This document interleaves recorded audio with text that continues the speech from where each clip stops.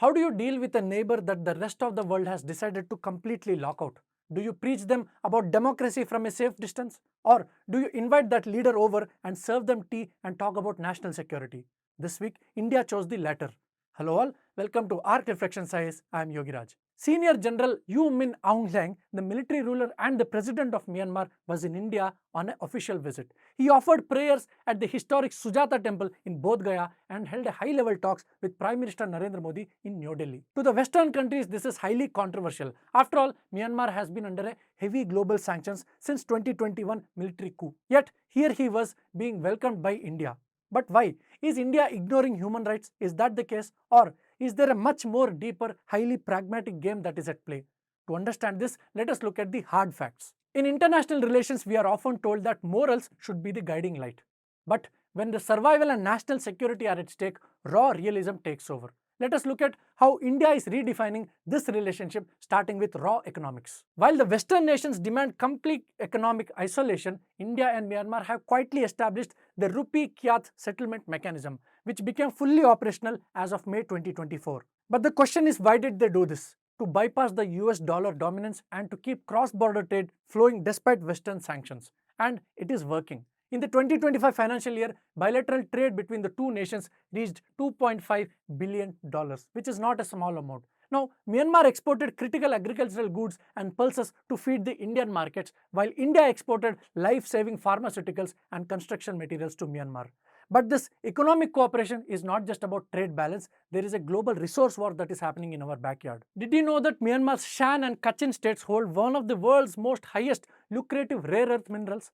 These are absolute building blocks of electric vehicles, of smartphones, and also defense technology. And currently, China is monopolizing these mines in Myanmar.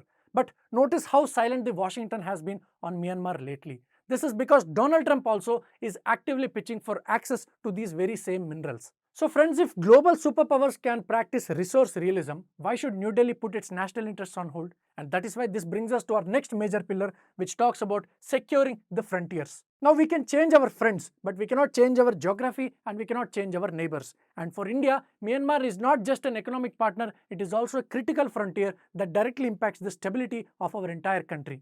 Friends, India shares a massive 1643-kilometer border with Myanmar. Now let's break down this geography. See, Arunachal Pradesh shares 520 kilometers with Myanmar, Mizoram shares 510 kilometers, Manipur shares 398 kilometers, and at the same time, Nagaland shares roughly 215 kilometers. And this rugged forest terrain is incredibly difficult to monitor. And historically, you know that active insurgent groups like ULFA and NSCN have been carrying out attacks in India and simply slipped through these porous borders into the ungoverned jungles of Myanmar just to hide. So, who is tasked with keeping this chaotic border safe? Meet the Assam Rifles, India's most oldest paramilitary force. And for security analysts, this force represents a unique academic puzzle because of its dual control system. See, its administrative control lies with the Ministry of Home Affairs, but its operational control lies directly with the Indian Army. And managing security under this particular split is difficult enough, but it becomes nearly impossible when the border itself is a completely open border. Now, faced with rising instability and drug trafficking issues and also the notorious Golden Triangle issue and the illegal migration, India had to finally take a tough call.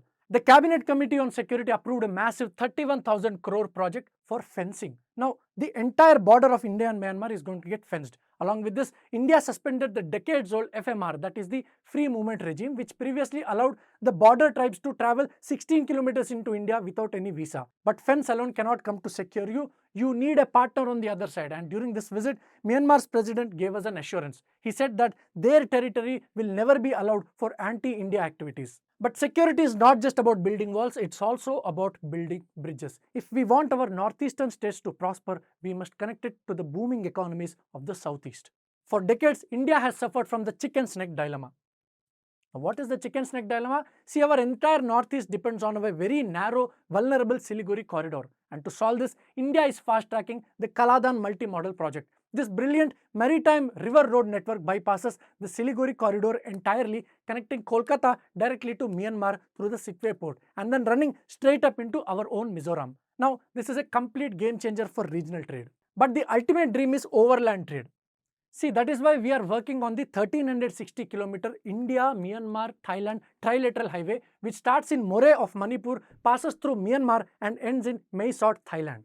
Now, this is India's concrete answer to China's Belt and Road Initiative, which is the BRI. If India isolates Myanmar, China gladly will step in and control the transit routes. But by engaging with Myanmar, India secures its geopolitical space. This brings us back to our starting question. Is India wrong to shake hands with an isolated military ruler? In an ideal world, yes, perhaps you are right. But in the real world of geopolitics, pragmatism must trump preaching. Securing our borders, fighting drug cartels, and counterbalancing China are not choices, they are our strategic necessities. And by increasing our educational scholarships for Myanmar's youth and keeping diplomatic channels open, India is choosing to manage its geography, not to ignore it. And for those of you who are writing their UPSC in the years 2027 or 2028, ARK Reflections IAS is launching a complete prelims cum mains GS comprehensive foundation course from June 15th. Here, each and every subject will be covered from depth from both prelims and mains point of view, starting from absolute basics. Seats are limited, so please hurry up and call us at this number, that is 9000 400 555, and our team will be happy to assist you. This is me, Yogi Raj. Thank you for watching. Jai Hind.